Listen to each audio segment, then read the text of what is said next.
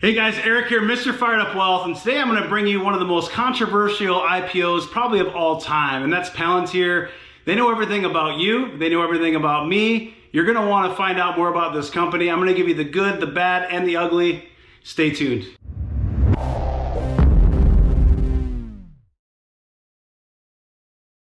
Okay guys, so I'm excited about this video. I'm actually a little nervous too because I'm going to tell you right now, if you don't know a lot about this company, once you watch this video, you're either going to be really excited, really scared, or maybe a combination of both. I think I'm probably a combination of both, and I found out a lot about this company with my research, so that you're going to like this video. The reason it's coming out today is because just last night, Palantir filed for their confidential plans for a long-awaited IPO. Now, if you don't know who this is the Chief Executive Officer. His name is Alex Karp. He is a very interesting guy, a very intelligent guy, and I'm going to talk more about him later in his background. So check out this quote. This is from the CEO, Alex Karp, on Axios, which is a show on HBO. Here's what he said. Our product is used on occasion to kill people, targeting of all kinds. If you're looking for terrorists in the world now, you're probably using our government product, and you're probably doing the operation that actually takes out the person in another product we built, AKA takes out the person, kills the person. So that's the CEO, Alex Karp, on HBO, basically saying that their product is used to track down terrorists, to target them, and to eliminate them. So a week after quietly filing plans to raise $1 billion, big data crunching juggernaut Palantir has announced it's filed confidential plans for a public listing with the SEC. Now, when you do a confidential plan like this, when you go ahead and you do a confidential IPO, what that means is it might not necessarily go through the regular IPO process. It could just essentially be available for trade out of the blue. So this is interesting. The reason they might do that is because they might not want to give up a lot of information. They're very secretive, and so my guess is that the reason they're doing this is they're trying to avoid having to give up all of the information that the public typically is going to want through a formal IPO process. Very little information is available beyond the statement, which reads, Palantir Technologies, Inc. today announced that it has confidentially submitted a draft registration statement on the Form S-1 with the SEC relating to the proposed public listing of its Class A common stock. The public listing is expected to take place after the SEC completes its review process, subject to market and other conditions. And I know the first comment I'm going to get is, how long does the SEC process take? It usually takes anywhere from a few weeks to a few months. So there really isn't a great answer there. It depends on their workflows, the company. There's lots of things that goes into that. Palantir has been building up its government work as of late, with major contracts signed with the United States and the United Kingdom health bodies in fighting the COVID-19 pandemic. Peter Thiel, backed Silicon Valley company said to be worth $20 billion, scored multi-million dollars with HHS department and with Coast Guard. So these are newer deals. It continues to do big business with the U.S. government outside of ICE and COVID-19. The SEC itself is a customer, which I think is interesting, with a contract of $6.7 million signed in June, the same month that they saw multi-million dollar deals with the IRS and the Coast Guard. It's been a long wait for Palantir's public listing, one that's been rumored for years, as I mentioned earlier, since founding in 2004 by academic Alex Karp. It's gone from being a government surveillance player to a private industry big data darling. Given it's raised $2.6 billion privately over the years, expectations will be high for a significant IPO whenever it arrives. Okay, so what I want to do is I'm going to give you as much information about the company, any pros and cons that I have. I'm going to cover a lot of quotes from the CEO because I think he's a really interesting guy, and I think some of these quotes you really want to hear. This is their website. I'm not going to spend a lot of time here. To be honest with you, I feel like it's kind of a shell because they're so private that when you look at it, it just doesn't give me the information that I want. So, you know, powers real-time decisions, protects privacy. I'll get to more of that in a little bit. You know, solutions, artificial intelligence and machine learning. So that's kind of the backbone. So it's a data foundation. They use a production deployment infrastructure and they have faster feedback loops. So they've got a couple different products. They do both commercial and government.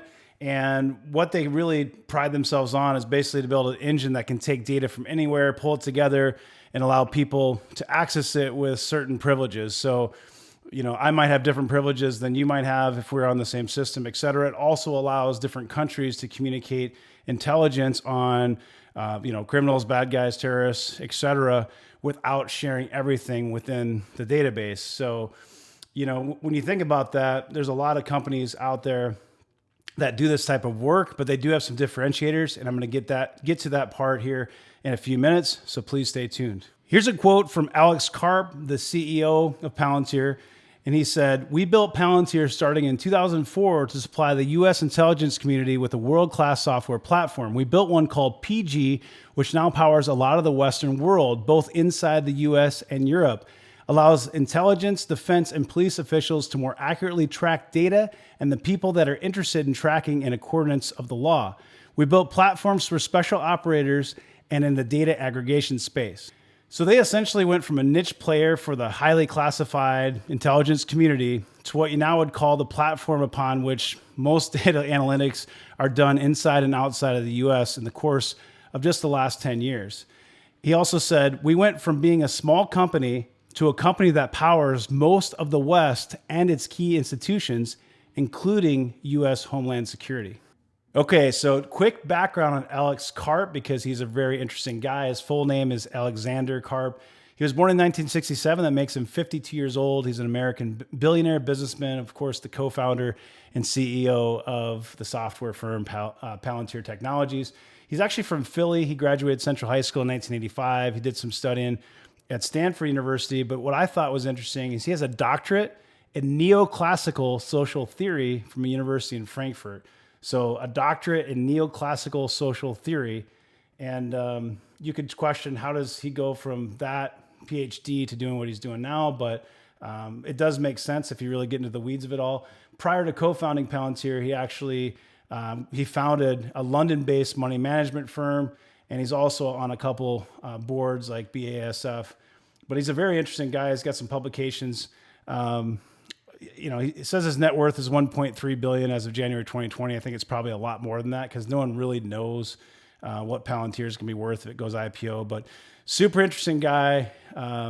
If you haven't seen any of his interviews, check him out. He's got hair kind of all over the place, big sideburns, and just you can tell when he talks, he's a very intelligent person. Okay, let's get to the good stuff. And you can see on your screen here, Palantir knows everything about you.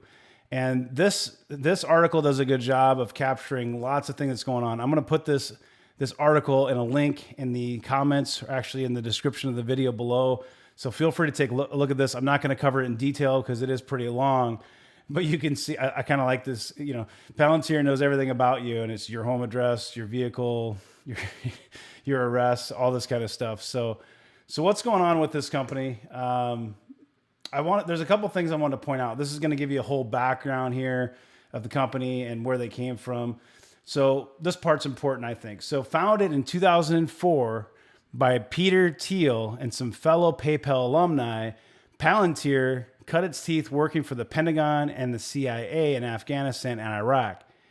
The company's engineers and products don't do any spying themselves. They're more like a spy's brain, collecting and analyzing information that's fed in from the hands, eyes, nose, and ears. The software combs through disparate data sources, financial documents, airline reservations, cell phone records, social media postings, and searches for connections that human analysts might miss. It then presents the linkages in colorful, easy-to-interpret graphics that look like a spider web. And stay tuned, I'm going to show you what that spider web looks like here. U.S. spies and special forces loved it immediately. They deployed Palantir to synthesize and sort the blizzard of battlefield intelligence. It helped planners avoid roadside bombs, track insurgents for assassination, even hunt down Osama Bin Laden. And that's a rumor. The military success led to federal contracts on the civilian side. The U.S. Department of Health and Human Services used Palantir to detect Medicare fraud. The FBI uses it in criminal probes. And the Department of Homeland Security deploys it to screen air travelers and keep tabs on immigrants. Additionally, police and sheriff departments in New York, New Orleans, Chicago, LA have all used it frequently for digital dragnet, basically trying to find bad guys, right? So We don't have to read through all that, but it's really interesting. I wanted to cover this here. So the founder of Palantir is extremely well connected. Here's how his life might appear in the company's model. So this is trying to mimic the company's model. And this is Peter Thiel, and this is his web. And I won't read through all this. I'm going to zoom out so you can kind of see the whole thing. And the chart is from Dorothy Gambrell. And then I'm going to zoom in so you can see it a little bit better. But you can see the White House is connected in here. You've got YouTube, Yelp, Sequoia, LinkedIn, Facebook, Tesla, SpaceX, PayPal, Elon Musk, Airbnb. You can go on and on. It's pretty insane, actually, when you look at this web of connections. Okay, this part's really good. So he started Palantir, named after the crystal balls in Tolkien's Lord of the Rings trilogy, 3 years after the attacks of September 11th, 2001. It's interesting because I said the name Palantir to my wife, and she's like, "Oh yeah, it's from she's a big Lord of the Rings fan. She said, "Oh, it's Lord of the Rings. It's the Seeing Stones." And I'm like, "What? Seeing Stones? Who? What? Seeing Stones? You know, like the Seeing Stones, like you can see the future." I said, "No, I don't know, but that's cool. I mean, I've seen the movies, but I don't remember that." But she's read all the books and whatnot. I digress. So this was so the CIA's investment arm, InQtel, was a seed investor to this company, which I think is very interesting. For the role of CEO, he chose an old law school friend and self-described neo-Marxist Alex Karp. Thiel told Bloomberg in 2011 that several libertarians ought to embrace Palantir because data mining is less repressive than the crazy abuses and draconian policies proposed after September 11th. The best way to prevent another catastrophic attack without becoming a police state, he argued, was to give the government the best surveillance tools possible while building in safeguards against their abuse. I think that literally paints a picture of what the company is trying to do. And I'm going to get to this more in a minute, but there's really two sides of that story. You can look at it as, well, this is an invasion of privacy, but you can also look at it as they're doing a good thing because they're helping, stop terrorism and doing things like that. So it's a very slippery slope. It's a very touchy subject. I feel like you're either on one side of the fence or the other. I'm not here to be on one side of the fence or the other. I'm trying to be as neutral as I can and give you the information. I wanted to show you this really, really quick, and it might be a little bit blurry, but these are screenshots of Palantir's Gotham program. It's from a promotional video. It says source YouTube, but I couldn't find it on YouTube anymore. My guess is that maybe it was taken down. Maybe I just couldn't find it. But this does a pretty good job of just showing you. So you've got different silos of information, and the software allows you to pull data from different parts, from different silos of information, and share it and give permissions to different people. And so I might have permission to access one piece of data. You might have access to more, private data. If you're sharing with other countries, other organizations, other businesses, you're able to control what data is seen by each party. So it's very interesting in that sense. And there are a lot of tools that do that, but these guys claim that they can do it better than anybody else, especially when it comes to complex scenarios, especially government surveillance. Palantir began work with the LAPD, that's the Los Angeles Police Department, in 2009. And basically it was from federal funding. And they've worked with, you can see on and on and on. There are more than 1,300 trained Palantir users at more than a half dozen law enforcement agencies in Southern California, including police and sheriff departments, the Bureau of Alcohol, Tobacco, Firearms, and Explosives, etc. So the LAPD uses Palantir's Gotham product for Operation Laser, a program to identify and deter people likely to commit crimes. So it's literally surveilling people and trying to stop them before they commit crimes. Information from rap sheets, parole reports, police interviews, and other sources are fed into one system to generate a list of people that the department defines as chronic offenders. So literally, once you've been a bad guy for a while, these guys are tracking your every move is basically what it comes down to. And you can debate again whether that's right or wrong. The cards are digitized in the Palantir system, adding to a constantly expanding surveillance database that's fully accessible without a warrant. Don't need a warrant. Tomorrow's data points are automatically linked to today's with the goal of generating investigative leads. Say a chronic offender is tagged to a passenger in a car that's pulled over for a broken taillight. 2 years later, that same car is spotted by automatic license plate reader near a crime scene 200 miles across the state. As soon as the plate hits the system, Palantir alerts the officer who made the original stop that a car once linked to the chronic offender was spotted near a crime scene. That's some serious stuff. The platform is supplemented with what sociologist Sarah Brain calls a secondary surveillance network, the web of who is related to, friends with, or sleeping with whom. Yikes. One woman in the system, for example, who wasn't suspected of committing a crime, was identified as having multiple boyfriends within the same network of associates, who spent 2.5 years embedded with the LAPD while researching on big data policing at Princeton University, and who's now an associate professor at the University of Texas, Austin. Anybody who logs into the system can see all these intimate ties. She says, to widen the scope of possible connections, she adds, the LAPD has also explored purchasing private data, including social media, foreclosure, and toll road information, camera feeds from hospitals, parking lots, universities, and delivery information even from Papa John's and Pizza Hut. So, you know, that probably paints a really terrible picture for the company. The LAPD declined to comment for this story. Palantir sent Bloomberg a statement about its work with law enforcement. And it basically, you know, it's just whatever.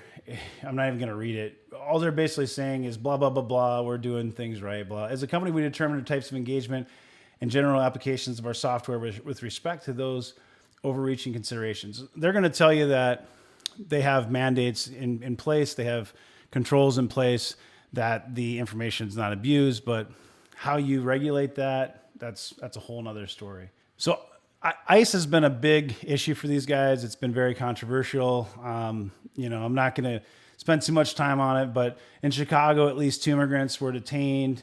It talks about, you know, basically the company provided an intelligence management solution for the Cook County Sheriff's Office to integrate information from at least 14 different databases, including gang lists compiled by state and local police departments according to county records.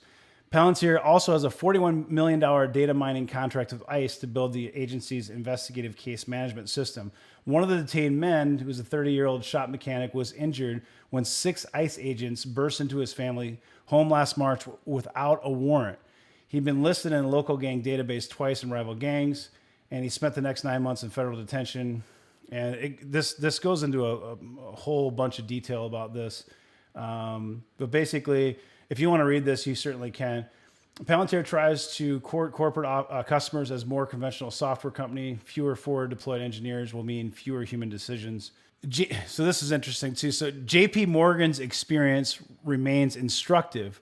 The world changed when it became clear everyone could be targeted using Palantir, says former JP Morgan cyber expert who worked at one point on the insider threat team. Ideas became trivial to implement. Everyone's a suspect, so we monitored everything. It was a pretty terrible feeling. Okay. So I mentioned Peter Thiel a little bit earlier, and he was a co-founder, one of the original investors. He has connections to the Trump administration. He's a major donor to the Trump administration. And there have been rumors that Palantir maybe benefited from this relationship. Now, Karp in one of the interviews said that it's ludicrous. It takes 10 years to build this type of clientele, and that most of the business was actually built in the Obama administration. And it's clear in a couple of the interviews, Bloomberg specifically, Karp goes on to say, you know, they asked the question, will you vote for Trump or not in this next election? And he basically said he'll vote with whomever's views align closer to his. And one of the biggest things that he believes in is fixing the income gap, the income inequality in the United States and across the world. So I think it's probably safe to say that he's not going to be voting for Trump, which is interesting because Peter Thiel is a huge Trump supporter. But, you know, that's just something I found interesting. Their software, what it does is it helps warfighters. It also transfers data in highly secure environments, and it allows allies to share data. I mentioned earlier, you have permissions so that you can allow this ally or this specific person to have permissions to see just the specific data that you want him or her to see and not the rest of the data. And that's really what Palantir is all about. Okay, so besides the fact that they know everything about you, what do these guys really do? They're a global company, and they're best known in the security arena. They do targeting and data protection. They like to find bad guys, integrate data, allow special operators to use that data in the field to complete missions, help with human trafficking, help with police work. They do trafficking different terrorists, trying to find the bad guys, hunt them down. And it's built on a data integration motor that helps with very specific things. They have two lines of business, two areas of business. One's commercial and one is government. And what they really pride themselves on is they can take any data from any source, integrate it in a way that's usable while applying rules to the data. So in other words, a secret service person that sees all the data, but they only see the data they're allowed to see and none of the data that they're not allowed to see. It's important because we share data with other countries, organizations, different employees, and you only want to share the data that you want to share with that specific person or entity. Their power is really about scalability. On the industrial side, they work with companies that have massive amounts of data, and they help with decisions and predictions for parts, replacement parts, et cetera. So companies like Chrysler use Palantir to help with efficiency and improving profitability. Also, Airbus has about 5,000 employees that use it for similar reasons. Palantir wants to innovate with jobs. They don't want innovation without jobs. And so this is kind of another jab at Silicon Valley, is in one of the interviews. Palantir claims to make workers as valuable as a worker who had a PhD. So basically taking someone that has standard intelligence and making them much smarter than they normally would be because of their software is what he claims. It also increases safety and allows people to keep the jobs that they already have, not replace them. They talked about in one of the interviews customer churn for pricing concerns. So companies like Coca-Cola, American Express, and others have ended contracts. With that said, Karp went to explain that part of the business has actually grown 100% year over year, even with the losses from companies like Coca-Cola and American Express. And the government churn is basically almost non-existent, according to Karp in that CNBC interview. They also asked a question about big data. There's a lot of competitors out there with, Microsoft, with Google, there's a ton of them out there, all the Silicon Valley names. And the question the interviewer asked was, what's Palantir's, strategic or competitive advantage?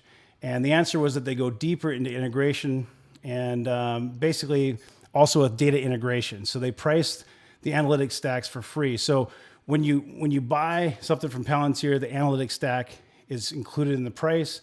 And the way he described it is it makes people and businesses very useful and sometimes deadly. So I don't know if that's a play on words or not, but they almost have no salespeople, and almost everyone in the company is either an engineer or a PhD, and they can literally do a public offering immediately. So we covered that earlier for the IPO. They might do this a little bit differently than the standard IPO process. He says in this interview that people would be pretty